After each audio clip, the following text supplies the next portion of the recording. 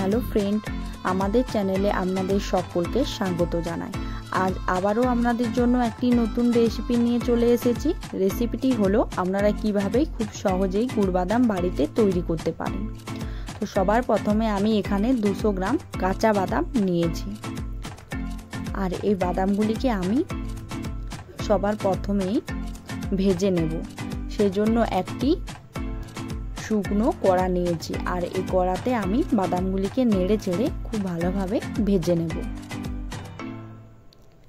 এই বাদামগুলি আমি 10 মিনিট ধরে নেড়ে চেড়ে ভেজে নেব। যখন দেখবেন এরকম ব্রাউন কালার হয়েছে তখন জানবেন বাদামগুলি ভাজা হয়ে গেছে। তারপর একটি পাত্রে আমি বাদামগুলিকে ঠান্ডা করে নেব। ঠান্ডা হয়ে গেলে এরকম হাত দিয়ে চেপে চেপে দেখবেন যে বাদামের খোসাগুলি উঠে আসছে। তো এভাবে হাত দিয়ে চেপে চেপে সমস্ত খোসাগুলিকে আমি বাদাম থেকে আলাদা করে নেব।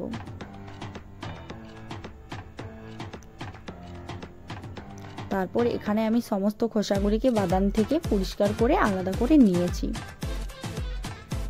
এরপর আমি কড়াতে দিয়ে দিয়েছি 150 গ্রাম আখের গুড়। আপনারা অবশ্যই ভেলে গুড় দিতে পারেন, কিন্তু আমার কাছে এখন ভেলে গুড় নেই, বাজারে পাওয়া যাচ্ছে না, তাই আমি এখানে আখের গুড় ব্যবহার করেছি। তারপর লো ফ্লেমে আমি এই গুড়টি জাল দিয়ে দেব। ততক্ষণ পর্যন্ত এটি জাল দিতে হবে যতক্ষণ না এরম ফেনা ফেনা ভেসে উঠছে। তারপর যখন দেখবেন যে ফেনা ফেনা ভেসে উঠছে তখন বাদামগুলি এর মধ্যে দিয়ে দেব, আর গ্যাসের ফ্লেমটি আমি অফ করে দেব। তারপর বাদামগুলি সুন্দর করে মিশিয়ে নেব।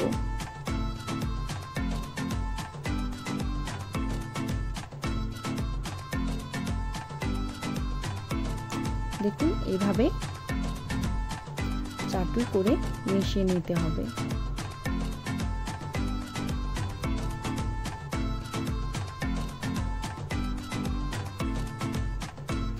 তারপর এখানে আমি একটি থালা নিয়েছি, থালাতে আমি কিছুটা রিফাইন তেল মাখিয়ে নিয়েছি। তারপর থালাতে সমস্ত উপকরণটি ঢেলে নিয়েছি।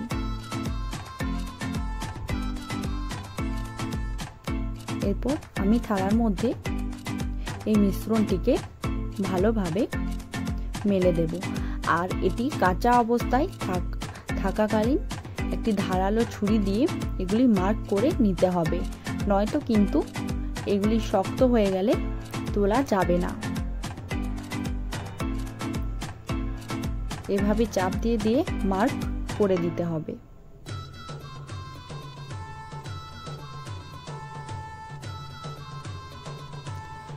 তো এই গুড় বাদামের রেসিপি আপনাদের যদি ভালো লেগে থাকে তো অবশ্যই বাড়িতে বানাতে পারেন।